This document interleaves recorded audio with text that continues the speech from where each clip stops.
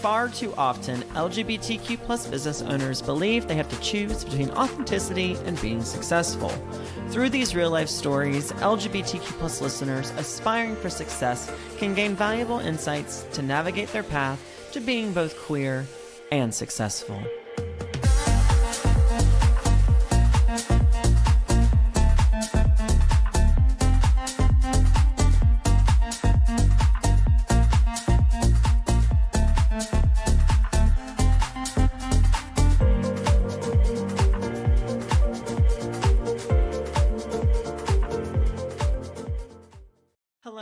Hello, everyone. It is me, Hunter J. McNair, your hostess with the mostest, back again for this week's episode of Queer and Successful.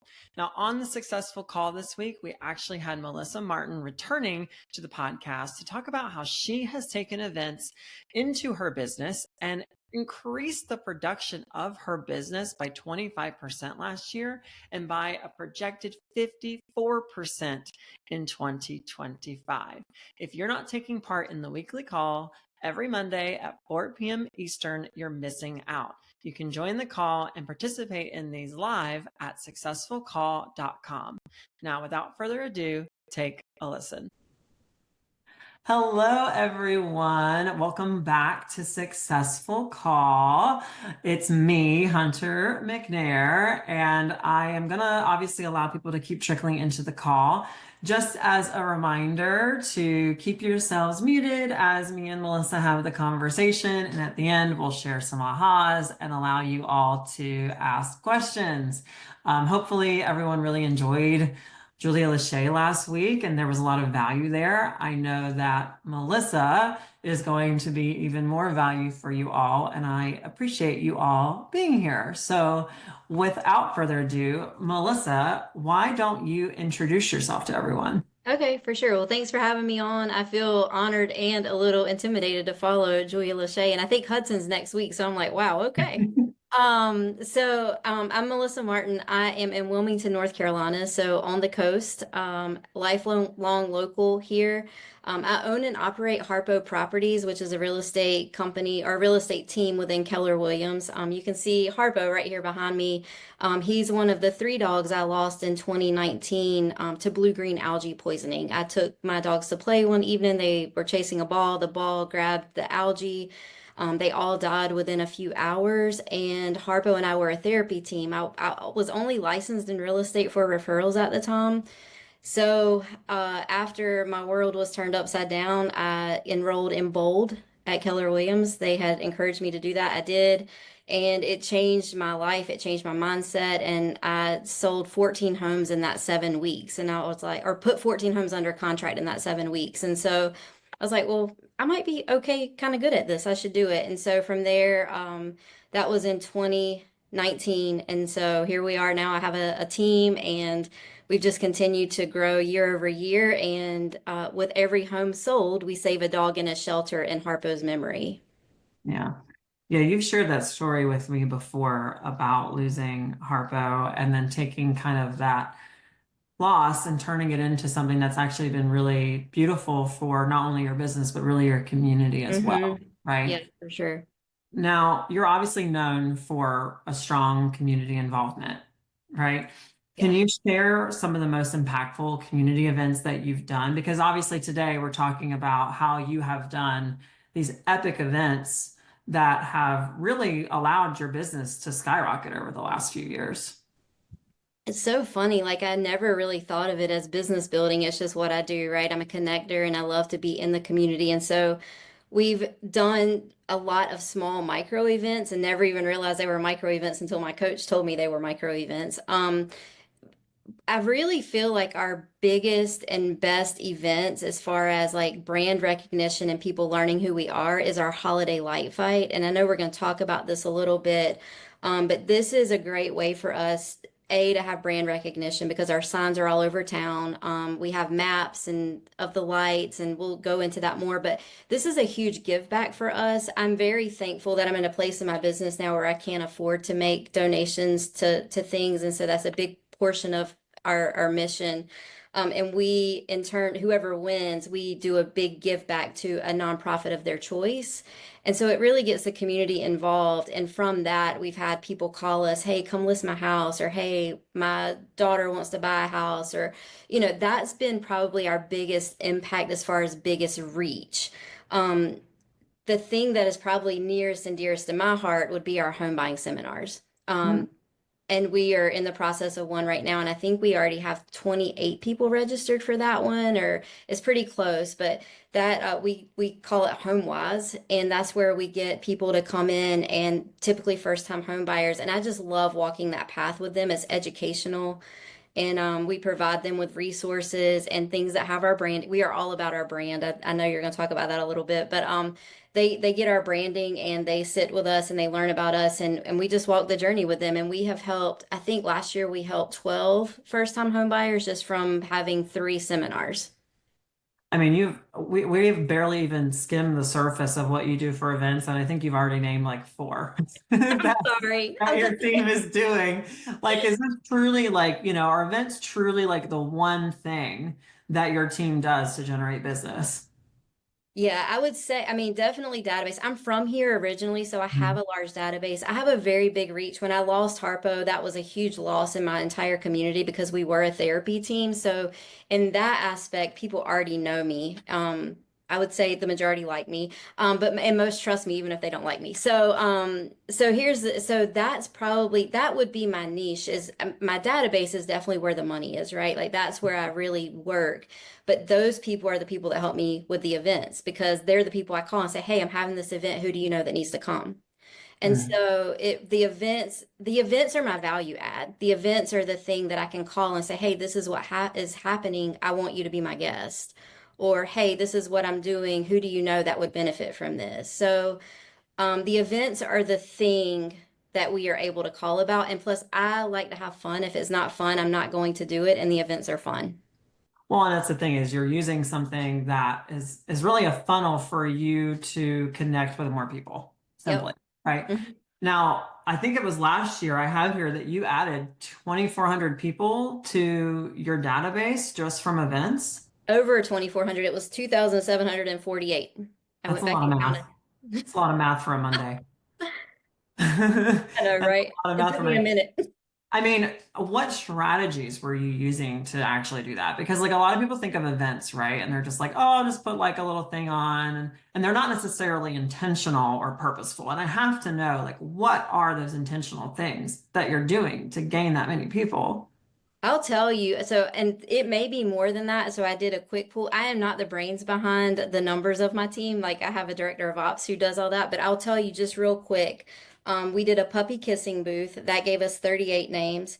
We did a holiday light fight that gave us 1,600 and no, 632 names.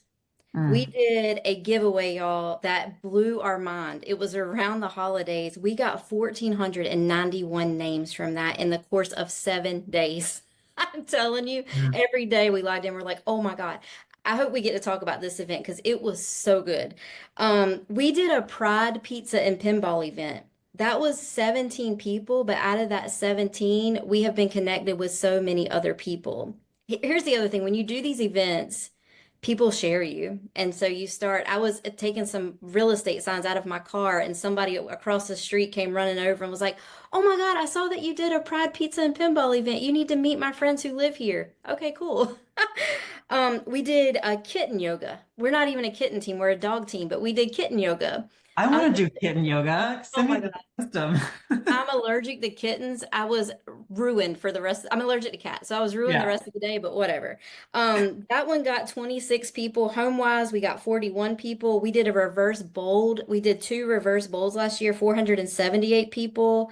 A back to school. This one was fun. It was just a back to school Facebook challenge. Like send us your kid's picture before school today and send us after school pictures of you or your kid, like to see how stressful it was. And we gave them 25 bucks. Wow. So how are you getting those? Like, how do you get that information out there? Because I can hear you say like, hey, we did this event, we got 300, 400 people added, right? Because I've done things like that in the past where I've put out a raffle or something. But what is your general avenue that you that you go for? Like, where are you posting it? So, um, I'm real thankful that I have a director of operations who's also my daughter. We'll talk about that too, I'm sure. But she is really good on social media. So we put it on social media. Obviously, we run ads around it. I do not spend a lot of money on that. We actually have a VIP Facebook group for our cream of the crop people, and we ask them to share and invite and make sure people know. We utilize the people we know to help us share. And then we use Nextdoor, we use Meetup, um, and things like that. So we put it out, and then we go to local businesses that we frequent often. So we build relationships with businesses, and we're like, "Hey, can we hang this flyer up? We have this event coming up," and we just ask for buy-in. Um, Mm. we have a playbook for almost everything. I see people are asking about that. I know that you'll share my information later. People can go to our website and sign up. We send out a monthly newsletter to agents, and we include our playbook on a lot of things. I love that. I mean, really, like, it sounds like you've just taken your priority, which is gaining people, and you just essentially have five strategies for it. Nothing too complicated, right? It's just like this, and that's it. Yep, Created a system and you made it work. Now, you mentioned already the holiday light flight or fight rather, because it's one of your most notable events. And last year it brought in your business it brought in $4 million worth of sales. yep, Just that one event last yep. year, right? So first of all, how did you even think of this? Like, where did this come from? This is so funny. And so I was on a walk in January, and I was walking my dogs, and I was like, you know what? It would be really cool to put up signs that have people vote for the best decorated houses. So I called my daughter and I was like, I have a great idea. And she is so funny. She said when I call her and say I have a great idea, she envisions herself getting on a roller coaster and strapping herself in like it's about to be a ride. And so I tell her this, and she's like, it is January. Like, we just finished Christmas. What are you thinking? I'm like, table it. Let's talk about it in October. Well, Yeah. sure enough, in October, she called me. She's like, all right, let's talk about this light fight. Well, I have forgotten what my ideas Uh-huh. were. And so she pulled up the notes, God love her, and she's like, this is what you said you wanted to do. And I'm like, yes. So I was just thinking of if y'all have seen the show the Holiday Light Fight, the Great American Light Fight. They have like 10 houses decorate, or maybe it's like five, I don't know. But these houses decorate. And so what we did was we had the community submit their decorations, and then we chose 10 houses. Now we were very strategic. Where do we want to be in town? We wanted them in different pockets of town. So we chose 10 as a team. And then we had branded signs made, little Harpo in a Santa hat. And we have a sign that says, this house is participating in the Harpo Properties Holiday Light Fight. Scan the QR code to vote for this home. And Mm. so we do that from the first week in December right through Christmas Day or the day after Christmas. And the winner of the holiday light fight receives $250 for them. And then they get to choose a nonprofit to receive $250. And so the way it works is we post all over social media and have those participants share. So that's part of the commitment to being part of it. Each house gets the sign with a spotlight on it. We share it on our social media. And then we reach out to local businesses and say, hey, we're promoting this. They're going to be in your area. Do you want to offer hot chocolate to people that are doing the holiday light fight? Share it on your trip. Do you want to have cookies? Offer that. Like, we're just really trying to cross promote and get as many people sharing as possible. I don't know how I came up with it, but I do think it's a great idea and I love it so much. I mean, okay, so when you say you put signs in 10 people's yards, you're not saying you literally just like randomly put signs in people's yards. Like you ask permission first. They have to fill out a Google form. And so Okay. I feel like this past year, so the first year we did it, I think we got like 14 entries. This year, I think we had around 27. Again, I don't do that piece. My director of ops does that. But once we had the entries, then we were real strategic about who we wanted to choose as our finalists. And I mean, obviously they have to decorate their house. But the people that are participating get so pumped about it.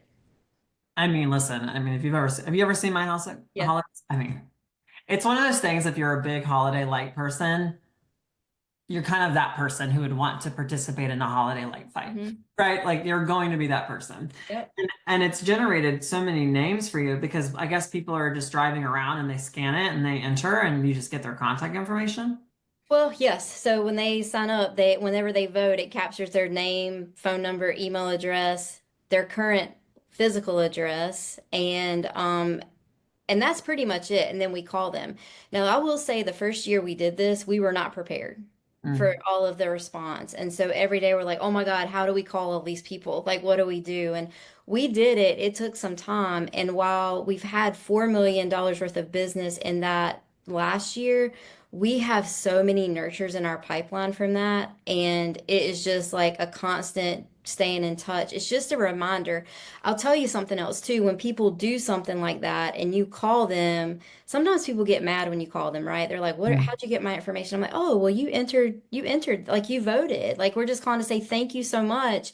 And this is what your vote means." We were able to gift $500 to the Parkinson's Foundation or the Easter Seals or whatever the nonprofit was. So then you kind of talk people down and you have something to talk about. Yeah.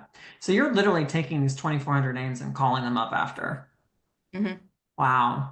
I'd be like putting it on Twilio and just sending a mass text, We which is did not that as at effective. Right. I mean, Yeah. we do some of that, and you will see like your people will share it, and they'll have people vote that live in different states. I don't spend time calling those people. They are on a Twilio and they get on a drip plan. But for the most part, we are calling them. I love that. I love that. I mean, and that's honestly the way that you're going to convert just names to actual people that know, right? You kind of have to Mm-hmm. bring them into your circle. Yep. So you also do this thing, the sponsorship program called Get a Home, Give a Home. Can you talk about Yes. that? I can. So, when I lost Harpo, obviously I was crushed and I was like, God, why, like, how does something like this happen, right? Like, why me? I mean, that's where you typically go when you're in a bad place. And one of the things that I heard over and over again in my quest for just an answer as to why was that things happen for you, not to you. And while that's so hard to hear, I'm like, what is in this for me? Like, why this? And because there were a lot of things that happened around that whole thing. But again, this idea just came to me. It's like, what if I took Harpo's legacy of just giving back and being such a bright light, and we save a dog in a shelter with every home sold in his memory? So, with every home that we close, we make a donation. We typically partner with one organization for the year, and we make a donation towards the adoption cost of an animal in their shelter. And they can do with that money whatever they want. If the animal needs care, medical care, or something, I don't care what they do with it as long as they're not euthanizing, then I'm good. Yeah. Yeah, I mean, you've really what's kind of fascinating about everything that you're doing is I know like you're an extrovert like I am, right? And so Hmm. you're just taking things that you enjoy or things that matter to you and you're just leading with it. I think that we talk a lot about being entrepreneurial or being purposeful, right? Hmm. And I think that you've been able to really balance that, right? Because you do have to balance out like you have to be an idea person, but then you also have to be really purposeful with how you execute it and why you're executing it, Hmm. right? Like you're doing this get a home, give a home program. It's part of your brand at the end of the day, Hmm. right? So For everything sure. that you do, it's still lining up, right? Now, in 2024, you had a 24% increase in your business because of events and a 54% estimated increase for 2025. We're fresh in the year, so I'm like, okay, Melissa, how are you projecting 54%? But I like it. And all of that is from these event-driven tactics, right? Because really what you're doing is you're developing a system, you're laying a foundation for a system, and you're building upon it, is Hmm. what I've been hearing, right? Hmm. What are some of the like things that if someone was like, tell me the one thing that if you had to do it all over again, you would have not done this when you first started? Man, that's such a hard question when somebody asks me that because I really don't live with regrets. I feel like Mm. everything is such a learning opportunity. I always say it, the only regret I've ever had in my life is that I took my dogs to play that night. And when I look back on it, I don't even know that I regret that because it led me to where I am today and to be with the people that I'm with today. So that's such a hard question for me to answer. And I would say to anybody listening who is new, don't be afraid to dig into your database. because that's where the gold is. The people that know you want to hear from you. And I will tell you, I'm from this area. People know me, and I was going to do open houses and knock on doors and talk to strangers before I'd call my database. And I don't know why. As soon as I started talking to my database, my business started clicking. And so it's like that would probably be my biggest piece of advice. Well, and we talked last week with Julia about finding your champions, right? I Yep. mean, your champions, the people who are going to want to help you and work with you are already there. You just have to get over asking them for help. So you would just tell people like, hey, if you're interested in doing events, like don't be afraid to actually ask your people in your world to do them with you. Yes. Isn't that surprising that No, but they want to. And then I have found too, like if you use the word, like if you say, I want you to be my guest, I'm inviting you to be my guest, or I'd love to have you there with me. Like people love that. Not, I'm calling to tell you about, I want you to sign up. No, like what's in it for them. And so that's what, I mean, I'm training, I have two new agents on my team, and that's what I'm training them around is, hey, what's in it for them? They don't care that you want to sign up 30 people. They care that you want them to be part of your world. And so bring them in and make them feel like that. Totally get that. I totally get that. Now, I know there's some people who are thinking about all these events or thinking about maybe doing their own events and wondering how you're running your profit on that, right? Mm. Because I think, from my experience at least, in having communication with business owners, is when you start talking about doing fun things, they instantly go, oh, it's going to cost me a lot of money, right? But you run at a great profit margin. How do you balance, right, organizing these things? You mentioned, even a $250 award for someone who wins, right? Like, where does that money come from? What are you doing there? Are you leveraging that at all? So I do leverage a lot. I will say the holiday light fight was all me. And the first year I only did $100. I did $100 giveaway to the winner and 100 to the nonprofit. We were very successful last year, so we were able to do a little more. Now, I do partner with my vendors for other things, like my HomeWise events. We provide dinner for that, so I typically ask a lender or an attorney to pay for that piece. So that there's that. I do a lot of no cost events. We do a puppy kissing booth every year, and so that is very inexpensive. I actually get a couple of local businesses who have great following. This is key. Partner with people who have a great following, Mm, because they and have great social media because they will share you, and that's what you want, right? So partner with them. But that was literally a $50 kissing booth on from Etsy, and I taped a sheet to a wall and put like some Valentine decorations on there, and we just took photos on our cell phone. And here's the thing, when you take the photos with your cell phone, you email and text those to them. I have gotten business from every single one of those events. hmm. So super affordable, super easy. So affordable. Yeah. The holiday light fight was literally the signs. Mhm. The signs, and that was a little cost up front, but now it's really nothing. And then the giveaway.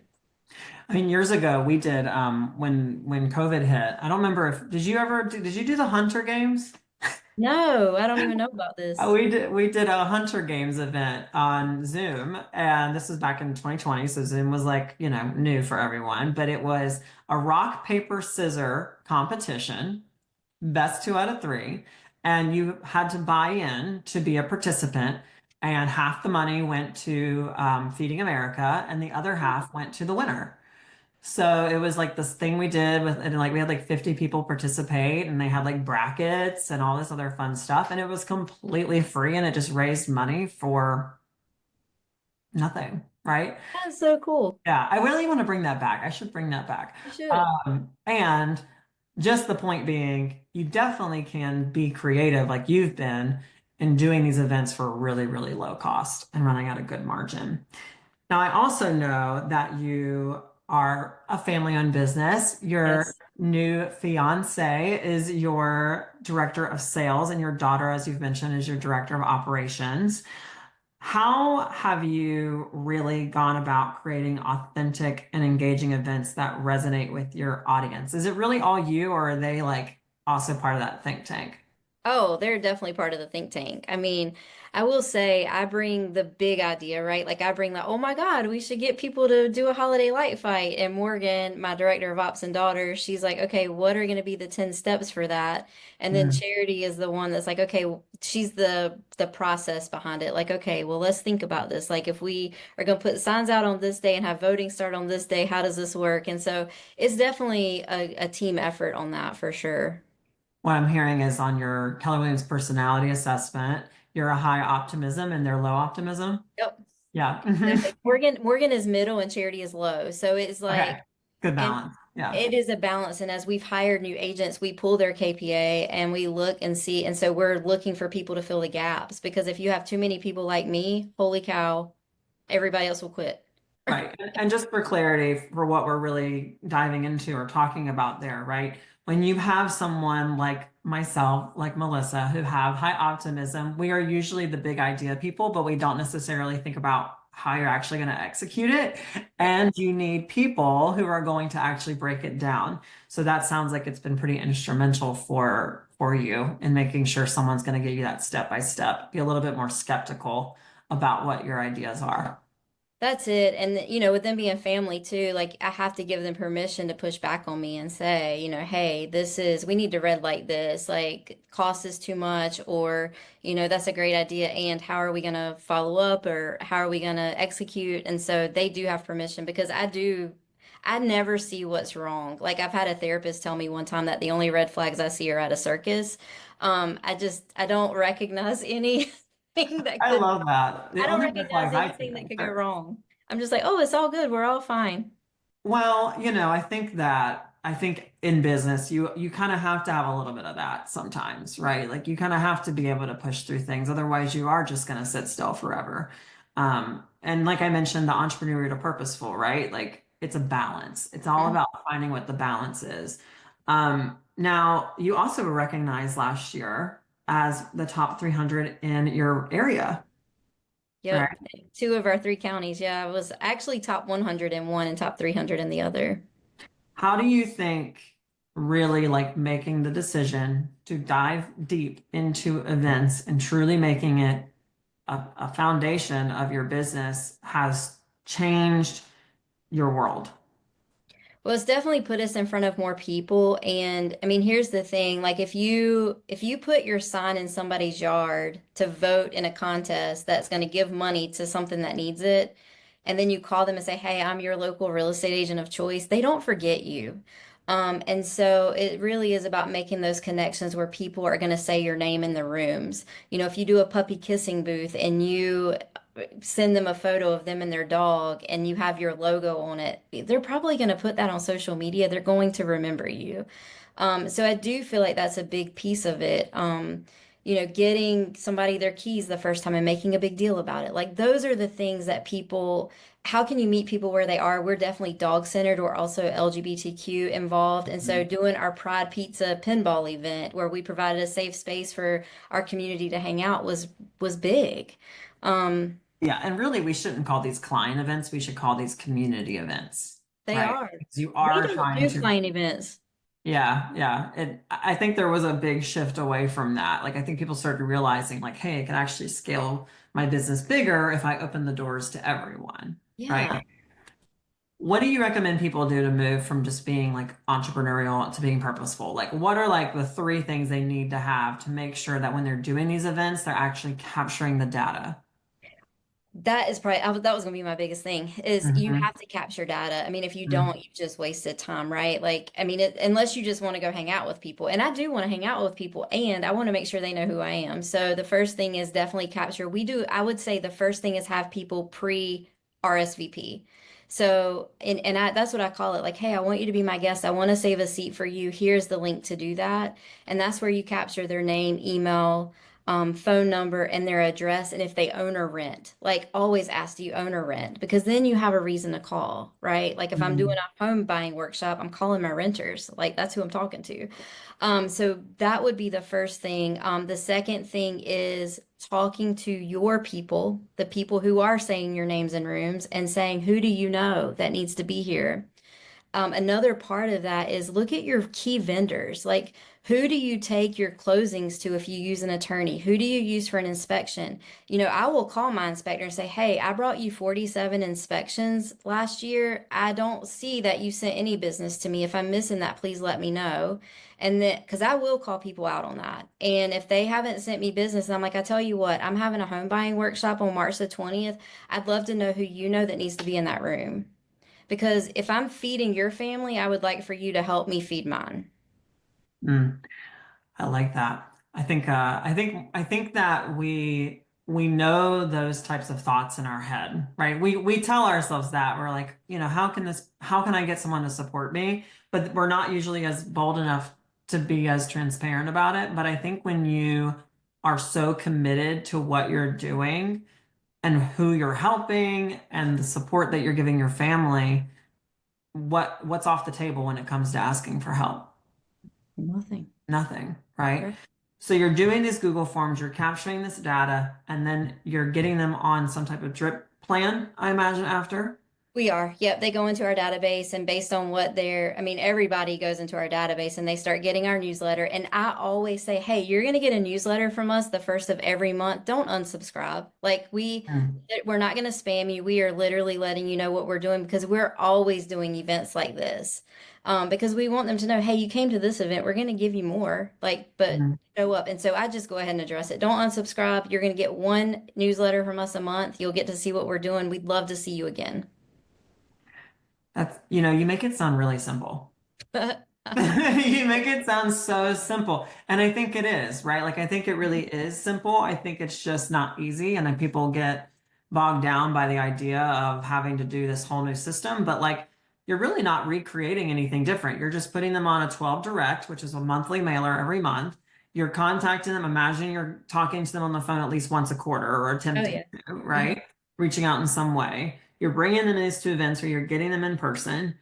All the while, you are committing to being inclusive and being an inclusive business in Wilmington, North Carolina, which is not accepting.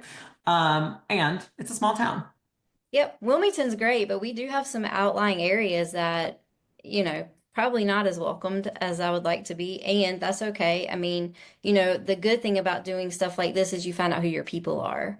Um, Mm, we're going to talk a little bit, I know, about one of the other things we do, and it's where, you kind of filter out you kind of find your network of people. And, I don't want to work with people who don't support me. It's okay. Like having those people in my world keep the people that I do want to work with away. And I'm very committed to being authentic. I can get some pushback on that a little bit where people don't want to, people don't want to ruffle feathers of other people, but I'm like, we have to be who we are. yeah. I mean, isn't it more fun that way? It is. I'm like, We're all about fun.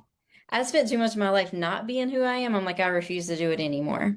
So how are you making sure, or I guess like, I mean, just because we are in fun times, how are you making sure that your events are inclusive and welcoming? And how do what are you doing with there?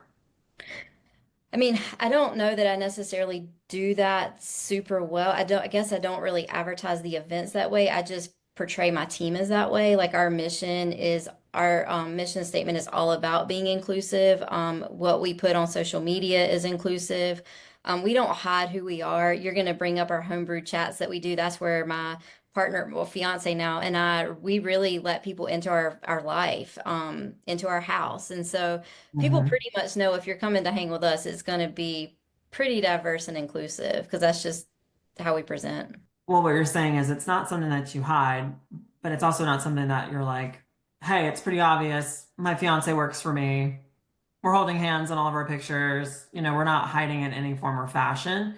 Right. And what you're expecting is that the people who are wanting to be in your world will continue to be in your world. Hmm. They see the value behind what you're doing and not necessarily, judging you for being an out and proud business at the same time. Right, right. Yeah. Exactly all of that. Yeah. I mean, and we do go into different communities like Facebook groups especially, and we invite people. And having key relationships with people who are known in the community in those worlds. Like if I lived in Raleigh, I'd be reaching out to you. I Mhm. know that you're a gay-owned business and that you have great influence. I'm trying to talk to you to find out how we can be in business together. Even if I'm not a real estate agent, right? Like if I own a cupcake shop, I'm going to be talking to you because you are in the world I want to be in. And so how can we work together? How can we collaborate? You know, what's funny is my word. Did I ever tell you what my word of the year was? No. It's conversations. Oh, okay. And it's not necessarily like what you might think. It's conversations because I think we get really good at having certain conversations with certain people, but not being intentional about having conversations with other types of people. Meaning, I'm really good at having conversations with my buyers and sellers. I'm really good at having conversations with my team. What are the other types of conversations that I need to get better at? Right? Mm, Maybe it's conversations with local queer business owners that I can connect with, that I can say, hey, we need to have this type of conversation because it could be a mutually beneficial situation. And so just staying kind of open to getting better at conversations is mm, I think well, it is my word of the year. It's my opportunity. I think it's an opportunity for all of us to figure out like where are we lacking in our ability to communicate with more people, mm, hmm. you know? Are you finding queer businesses in Wilmington and like specifically targeting them to help or There's not many that are really, yeah, but I do look for the allies and the accepting businesses, the ones that are happy to see us, know who we are. We have quite a few of those, and those are the ones we frequent. love it. Before we move on to like kind of my last question and then allow people to give some ahas and questions, looking ahead, right? Are there any more innovative ideas and things that you've got brewing? Is there anything Everybody's coming told me up? no more. They've said no more They ideas. keep telling you no most. I do have, so we did a really big giveaway in November, and we have this place here, local to us that's known for its Christmas lights. Like it's as soon as the day the tickets come out, they are gone. And so that morning I had me, Charity, and Morgan, we were online ready, and we purchased a private wagon tour with dinner for anybody that registered. We received 1,491 entries in 7 days. And this was in October, right around my holiday light, or November, right around my holiday light fight. They were ready to murder me. I am not kidding. They were so over me. So I'm like, all right, we need to transition that to a summer giveaway, and that's what we're gonna do. So it's just, and again, I'm happy to provide playbooks on that if anybody wants to go to our website, Harpo Properties Real Estate, and just go to the agent referral, and we'll make sure you get our monthly newsletter. It's just for agents. You're not gonna get info from me about what houses I'm selling. I'm gonna tell you what we're doing to grow our business. But right now we're just really dialing in on what we're already doing and just making sure it is 1,000% solid and then growing the team because we've brought in so much business that we really need to have other people helping us call. Mm. Yeah, we talked about last week. We said it's the who, not how. Hmm. Sometimes you have to take our entrepreneurial spirit that we as business owners have and sometimes go, okay, it's not about how I'm going to do this. It's about who's going to actually help me grow it even more. That's such a great book. If nobody's read that book, you've got to read that book. I mean, I've said it 2 weeks in a row, so I mean, I, It's so I good. I obviously love mean, it.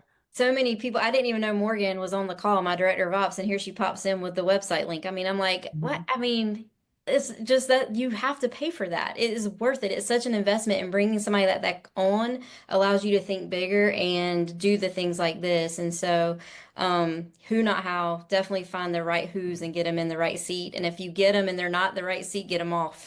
Like you just Yeah. gotta make the decisions. Well, and I know that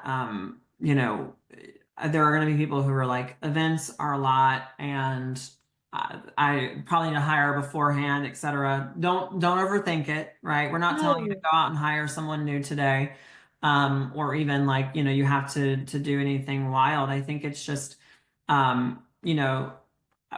think what we want for you all to take away from it is what would it look like when this gets to grow bigger? Can I share one really easy thing to do? We did Yeah. this past summer. So here in Wilmington, we do a lot of like concert series and movies in the park and things like that. So we did one of the concert series, and we just called and invited a few of our friends and past clients who we thought would have something in common. We showed up with a few snacks and a cooler. We all brought bag chairs, and we used that event. We sat around and talked. And since then, I have actually gotten that one. They know I'm an agent. I don't know that they would have ever called me for this, but it's a commercial deal. And so that could end up being something really, really big for us. It's going to be like probably a $1.5 to $2 million deal that's going to in turn lead into some residential development. That one thing to sit there and talk about just commercial and where you're going, that may turn into something that we need a whole agent for. And so that didn't cost me anything but like some water and a bag of grapes and some crackers. Like, come on. Well, and I think that's the point. I think the point is like you never know like what one thing could lead you down, right? When we're talking about this kind of stuff. Our team does a all are welcome holiday party every year. By the way, everyone here is welcome if you want to come to Cary, North Carolina. But it's our big community event, and I mean, we have like 80 people come to our house. Wow. You know what I mean? It's kind of a moment. And we do that, but then a, I'm getting geeky here, but we do a private, like a murder mystery event for Halloween. That's only for our top people, right? Okay. It's super geeky and fun. So obviously I love, all the like people aspect things of events and how much fun they can be and the types of relationships that you can form. But I think you've done such an amazing job taking something like that, like what most agents or most business owners would do in a small level and really taking it bigger without overthinking it. Like I think you've really done a good job with that. Oh, thanks. Yeah, you're welcome. So is there anything else that you think I missed? I think we Thing to covered share? a lot. I mean, I will say sometimes I've been doing this for 5 years, right? So I didn't come out in my first year and say, I'm going to do all these events, right? This has been gradual and it's been getting the right people to help me. But anybody can do these things, like the HomeWise event that we do where people come in. Anybody can do that as long as you have information to bring. Partner with a lender, partner with title, Just a partner with home an buying attorney. seminar. Yeah, just come in and say, what questions do you have? And if you don't know the answer, this is always my script. That is a great question. And you know what? I want to get clarity before I answer that. I will call you tomorrow with an answer. You don't have to know it all. Well, and what you're really do is you're leading, no matter what industry you're in, right? What you're really doing is you're just leading with value and coming from contribution. Wild thoughts. Right. A That's it. wild thought. It's just find what you love. What is it that you love to do? Go do it, invite some people and have a good time and talk about it and get them talking about it. That's all. It doesn't have to be complicated. Yeah. If you want to have fun, I am telling you right now, I am not going to sit in this office and make calls for 3 or 4 hours a day. That's not who I am. But if you tell me I can go have coffee with about 5 friends, I'm there. Yeah, you're done. You're like, please, let's go. And I would just say that speed over perfection. You Hmm. know, just get it, start it, see what happens, and then just build the system from Hmm. it. Love it. Yep. Thank you so much. Cool. Well, let's move into any ahas or any type of questions we may have for Melissa. Thanks for listening today, friends. If you enjoyed this call, do not forget to join Queer and Successful, the community on Facebook, as well as register to participate in these calls live every Monday at 4 p.m. Eastern at successfulcall.com. See you next time. Bye.